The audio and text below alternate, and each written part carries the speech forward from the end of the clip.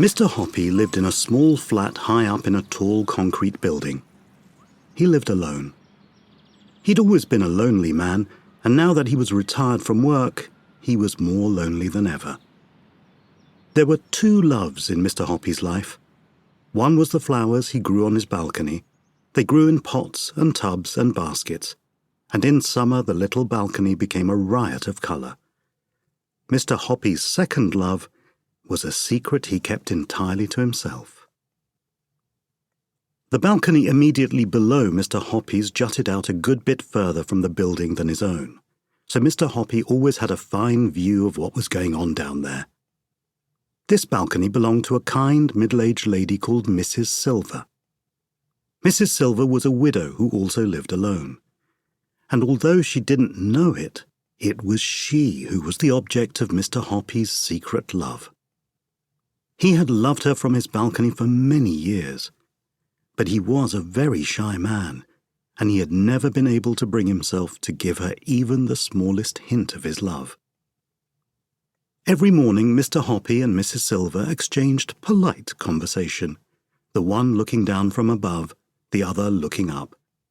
But that was as far as it ever went. The distance between their balconies might not have been more than a few yards, but to Mr Hoppy it seemed like 1,000,000 miles.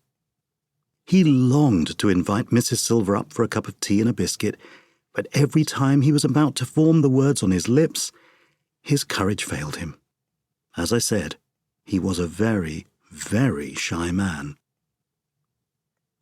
Oh, if only, he kept telling himself, if only he could do something tremendous, like saving her life or rescuing her from a gang of armed robbers. If only he could perform some great feat that would make him a hero in her eyes. If only.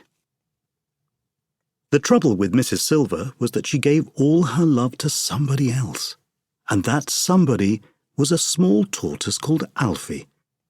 Every day when Mr Hoppy looked over his balcony and saw Mrs Silver whispering endearments to Alfie and stroking his shell, he felt absurdly jealous. He wouldn't even have minded becoming a tortoise himself if it meant Mrs Silver stroking his shell each morning and whispering endearments to him. Alfie had been with Mrs Silver for years, and he lived on her balcony summer and winter. Planks had been placed around the sides of the balcony so that Alfie could walk about without toppling over the edge. And in one corner there was a little house into which Alfie would crawl every night to keep warm. When the colder weather came along in November, Mrs Silver would fill Alfie's house with dry hay, and the tortoise would crawl in there and bury himself deep under the hay and go to sleep for months on end without food or water. This is called hibernating. In early spring, when Alfie felt the warmer weather through his shell, he would wake up and crawl very slowly out of his house onto the balcony. And Mrs Silver would clap her hands with joy and cry out, "Welcome back, my darling one! Oh, how I've missed you!" It was at times like these that Mr Hoppy wished more than ever that he could change places with Alfie and become a tortoise. Now we come to a certain bright morning in May when something happened that changed and indeed electrified Mr Hoppy's life. He was leaning over his balcony rail watching Mrs Silver serving Alfie his breakfast.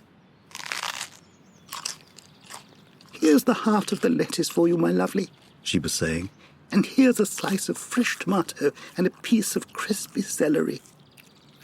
"Good morning, Mrs Silver," Mr Hoppy said. "Alfie's looking well this morning." "Isn't he gorgeous?" Mrs Silver said, looking up and beaming at him. "Absolutely gorgeous," Mr Hoppy said, not meaning it. And now, as he looked down at Mrs Silver's smiling face gazing up into his own, he thought for the 1,000th time how lovely she was, how sweet and gentle and full of kindness, and his heart ached with love.